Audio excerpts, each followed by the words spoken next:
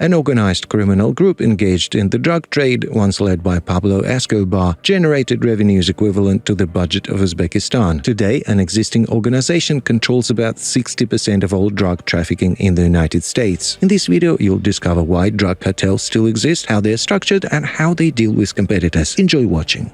First on the list is one of the most influential drug cartels in the world, if not the most. The Sinaloa Cartel emerged in the 1980s. Currently, the criminal organization controls around 60% of the cocaine flow from Mexico to the United States. The cartel was founded by Joaquin Guzman Loera, known by his alias El Chapo. How did Sinaloa become the world's largest cartel? It's all about its organization. There are several tiers of power, with the bosses, also known as patrons, at the top. The top leaders fully control the cartel's activities and make the most critical, often strategic decisions. One tier below consists of drug dealers who oversee drug production and distribution. The primary responsibility of a dealer is to transport illegal substances across borders, arrange storage, and control distribution within the country. At the lowest level, not directly connected to the cartel, are local drug traffickers, who are entirely subordinate to the dealers, receiving their products and distributing them. It's these individuals, those who dabble in illegal substances, who receive the ill-fated shipments. Incidentally, this tier is the most vulnerable. The main reason the cartel's top leadership and the organization itself remain intact is through bribery of authorities and law enforcement. The criminal group can exert significant pressure on anyone on the planet, including prominent politicians. The fear of the cartel is due to its approach to problem-solving, namely constant violence against opponents. Criminals have no trouble kidnapping and torturing people, and they may even resort to murder, especially against traitors. Sinaloa's international influence has been enhanced by its close ties with various mafia groups worldwide. The cartel collaborated with Italian, Russian, and Chinese criminal organizations operating in New York. Along the route of drug shipments from Mexico to Africa, weapons and ammunition are often exchanged. This is how illegal substances find their way into Europe from the African continent. Next, you'll learn about the Sinaloa Cartel's main competitor.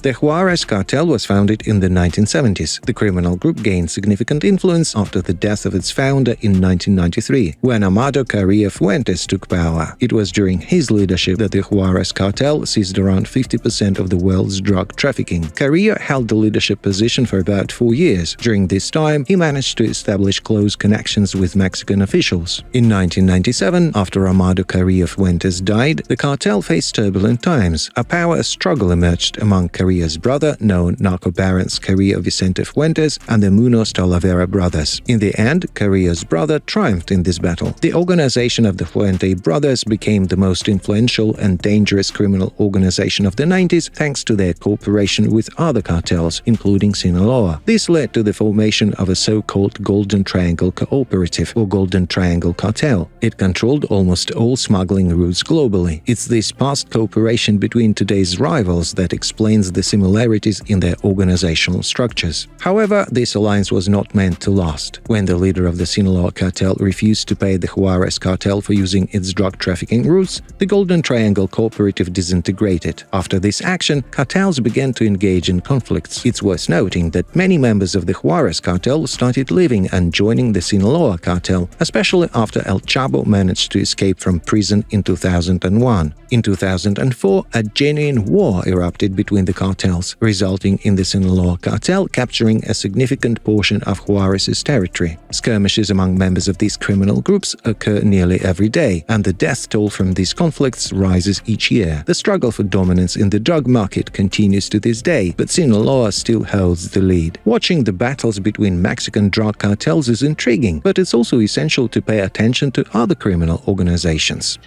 Peaceful and cultured Japan, much like Mexico, also suffers from the presence of various criminal organizations. You've probably heard of the Yakuza. It's the Japanese mafia that also controls the country's drug market. What sets the Yakuza apart is that its members don't hide their affiliation with the organization. Unlike other drug cartels, the Japanese mafia conducts its business somewhat openly. They even have their office buildings. Mentions in the press about various Yakuza activities no longer surprise local residents, since almost everything is written openly openly. Members of the organization don't even hide their leadership or their places of residence. For this reason, the Japanese police strictly monitors the number of organization members. It's also worth noting that the Yakuza doesn't have clear territorial boundaries. Due to this, there are almost no internal disagreements within the group. The Japanese mafia has other distinctions from traditional cartels. For example, the hierarchy is not based on familial connections. Therefore, anyone willing can become a leader. Their customs are also intriguing. If a Yakuza member seriously transgresses, they must sever their finger and present it to their boss. This gruesome custom is called yubitsumi and is typically used as a sign of loyalty or to atone for guilt. While this custom is not obligatory if you've made a mistake, it can spare you from more severe punishment. In addition to controlling the Japanese market, the organization also oversees drug production and distribution in other countries. However, the Yakuza is not limited to drugs. Criminals have numerous means of earning, ranging from regular smuggling to contract killings. But why haven't such criminal groups been eliminated worldwide?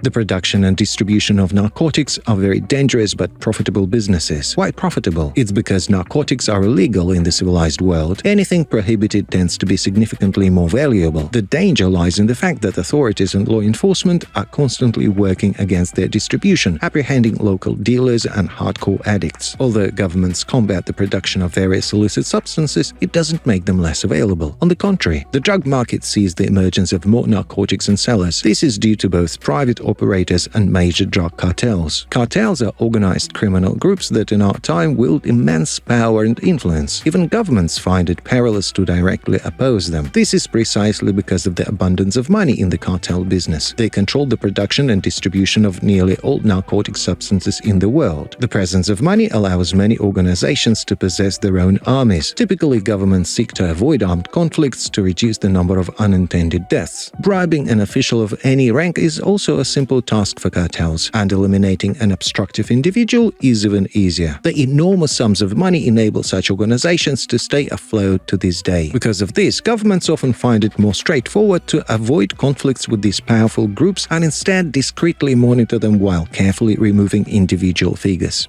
The history of Italy's most famous mafia begins on the small island of Sicily. The drug cartel had its origins in the early 19th century, but it took about a century for the organization to reach an international level. Initially, Cosa Nostra protected the interests of large landowners involved in orange cultivation. In those times, clashes with adversaries who were also criminals were a regular occurrence. The organization dealt with them ruthlessly. In other words, Cosa Nostra began its criminal activities with simple extortion. Over the years, the criminal organization continued to gain authority and expand. The structure of power in the cartel is quite intriguing. At the helm of the organization are large clans and families. For instance, prominent clans include De Catanese, Fidanzati, and Motisi, while notable families consist of Inzerillo, Graviano, and Denaro. Additionally, Cosa Nostra adheres to unwritten rules, for example, having relations with friends' wives, being seen with the police, or frequenting bars and clubs are strictly prohibited. These rules are collectively referred to as the 10 Commandments within the organization. Cosa Nostra frequently engages in various deals with other major criminal groups. Thanks to this approach, the organization has been able to grow to international proportions. The cartel is involved in much more than just extortion, as it is also active in drug production and distribution,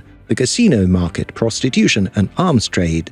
The Cali Drug Cartel was established in the 1970s. The organization was founded by individuals from wealthy and educated families, which is why the group's initial name was the Gentlemen of Cali. Prior to their involvement in narcotics, these gangsters were involved in kidnapping. Only after making their first profits did they decide to venture into drug business. During that era, all the money revolved around cocaine and its smuggling into the United States. The future leaders of the drug cartel discovered this golden opportunity. In the early 1970s, one of the founders of Cali went to New York to establish a center where drugs supplied from Colombia could be distributed. Besides their illegal business, the drug cartel also owned a network of stores and pharmaceutical laboratories. The organization structure is interesting. In Cali, there were so-called brigades, each comprising a group of people. These brigades varied in size, with the smallest ones reporting to the larger ones, which in turn passed on all information to the leaders. The cartel also had different specialized groups. The drug trade group was responsible for the direct sale of illegal substances. The armed forces ensured security. The political group handled relationships with officials. The financial group managed money laundering, and the legal group assisted arrested drug dealers. During its heyday, the cartel controlled 90% of the global cocaine market. However, even such massive operations couldn't save Cali from disbandment. After the downfall of Pablo Escobar in 1993, the US and Colombian authorities turned their attention to other cartels. The founders of Cali were imprisoned, and the son of one of the leaders took over the organization. He betrayed his own family and testified against his father and uncle, who were subsequently extradited to an American prison in March 2006. They eventually confessed and agreed to the confiscation of $2 billion in exchange for the amnesty of their relatives. In 1998, the Cali drug cartel ceased to exist.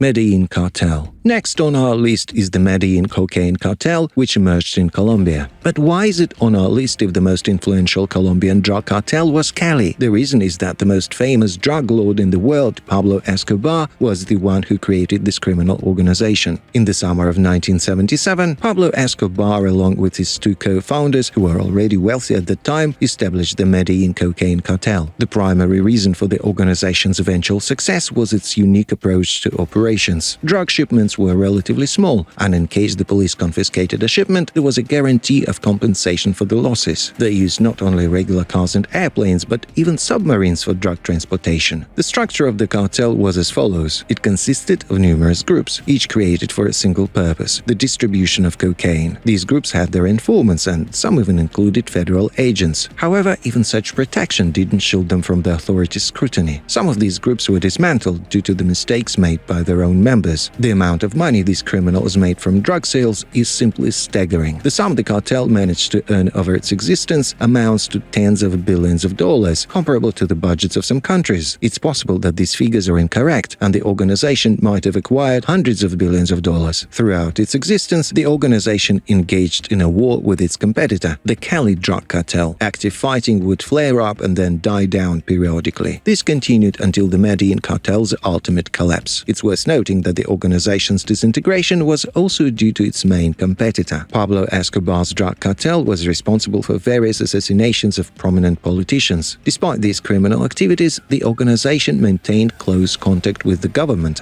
and collaborated on various projects with them. When the activities of Pablo Escobar and his team became apparent to officials, actions were taken to dismantle the cartel. In the end, in 1993, after the death of Pablo Escobar at the hands of the police, the Medellín cocaine cartel ceased to exist. The cartel's chief rival, the Cali organization, played a significant role in its downfall.